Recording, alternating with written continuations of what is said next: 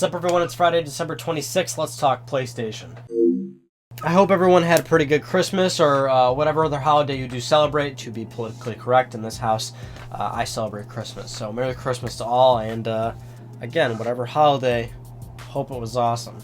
Like I mentioned last week, not a whole lot going on because we are in the holidays, so a lot of developers and stuff are at home. In the next few weeks, we probably won't have much news stories to talk about.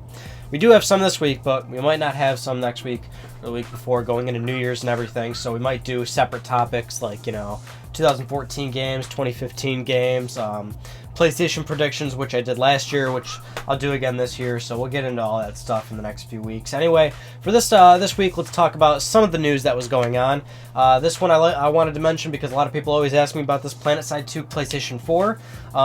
The private beta is going to be beginning very, very soon.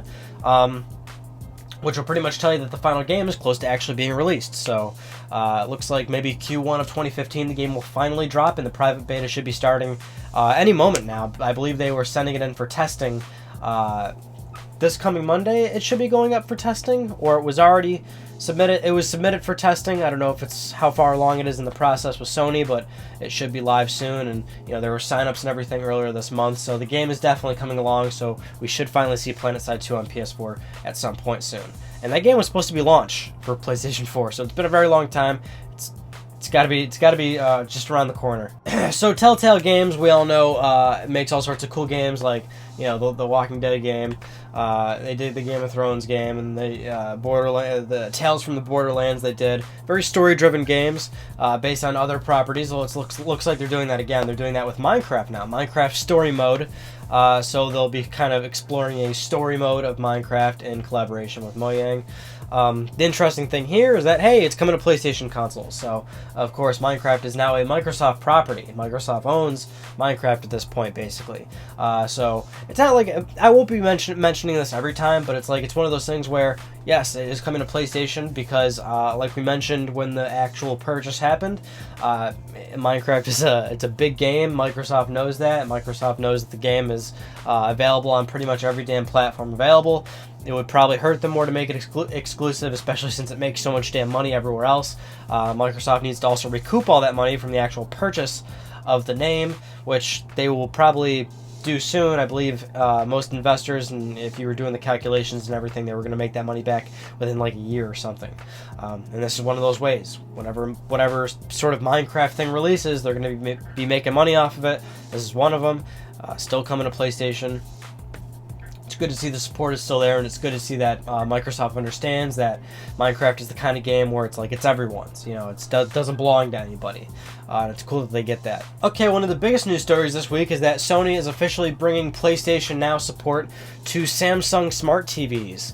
Now, this is something we knew for a while that they were going to do. For the longest time, whenever Sony talks about PlayStation Now, they'll always talk about their roadmap and what they want to do with the service. And it was to ultimately, at some point, expand beyond Sony devices, beyond PlayStation hardware, to non-Sony devices. And this is their first official rollout. So if you have a Samsung Smart TV that's compatible with PlayStation Now in the coming future, all you would need is DualShock 4, and you are able to play PlayStation 3 games, and you will be able to have full support for Trophy List, online friends, online gaming, of course.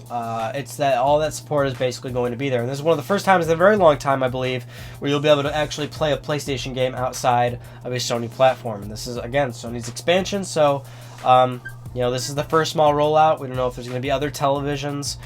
We don't know when they'll take this to possibly tablets or PCs. But they're obviously monetizing PlayStation Now, so even though you don't have a PlayStation platform or something, Sony hardware, they're going to be making their some a slice of the dough out of this from people that don't actually own the hardware. Software sales are something that Sony enjoys. So now the biggest news story this week, which is pretty obvious by the title, is that The Last of Us 2 was kind of somewhat basically confirmed. So basically, Michael Noland, who is a character artist, he was a character artist for Naughty Dog, recently posted on his LinkedIn his past work, which listed his usual standard stuff, like from his work from Naughty Dog. He worked as a character artist on The Last of Us. He worked on Uncharted 4. The interesting thing is, in his past work, he also listed that he had worked on The Last of Us 2, which previously he actually listed it as an unannounced AAA game, but now he wrote it as Last of Us 2 on LinkedIn.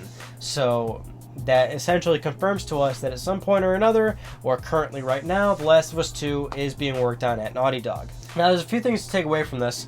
One thing being that, technically speaking, it's not confirmed. We don't know if this is actually something that Naughty Dog has completely greenlit full-time, and they have a full dedicated team working on it, and that it's been going on for months, and that this is definitely going to be something that will end up seeing a actual, full-on release. It's very possible that they, looked at Last of Us 2 and said, okay, let's, concept the game, let's, write some stuff, let's draw some stuff up, let's see if we like the idea. Maybe they'll start going in a certain direction they don't like, and then not do it. They do this all the time. Developers do this all the time. Naughty Dog did this with Jak 4.